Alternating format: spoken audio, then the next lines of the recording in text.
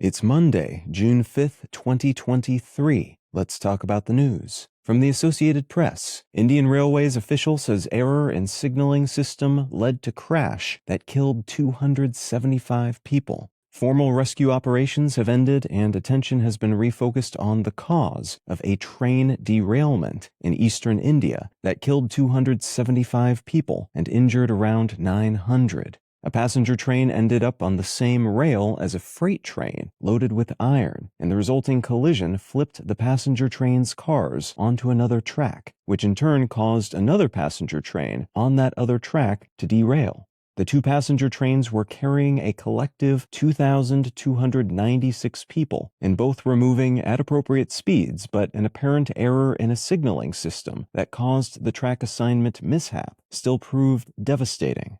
An investigation is underway to figure out whether the error was human or electronic in nature, and Indian Prime Minister Modi has said the government will do whatever it can to punish anyone deemed responsible, to help the victims, and to modernize the aging but well-used train network that sprawls across the country.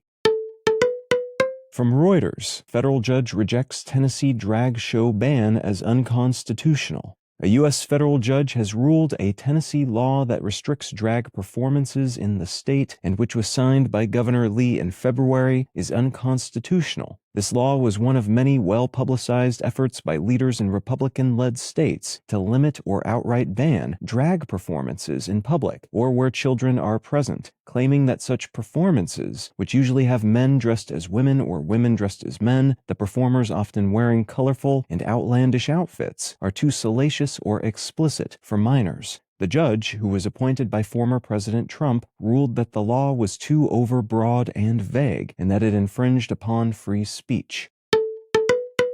And from the New York Times, many in Guam lack power and water a week after Typhoon Mawar. More than a week after Typhoon Mawar struck the area, thousands of people living in Guam still don't have electricity, water, or mobile phone service. This isn't an entirely unfamiliar situation for folks living on the island, which is regularly hit or nearly hit by tropical storms and typhoons, but Mawar brought with it especially widespread floods and high winds, which knocked out a lot of vital infrastructure that's still being repaired and replaced. Mawar also forced the evacuation of more than 1 million people when it rolled through Japan and is the most powerful typhoon to directly hit Guam since 2002. If you're finding some value in One Sentence News, consider leaving a quick review wherever you get your podcasts and or sharing the show with a friend. You can find out more about this show or subscribe to the email version at onesentencenews.com. And you can support this and other related projects, like the Let's Know Things and Brain Lenses podcasts at understandery.com.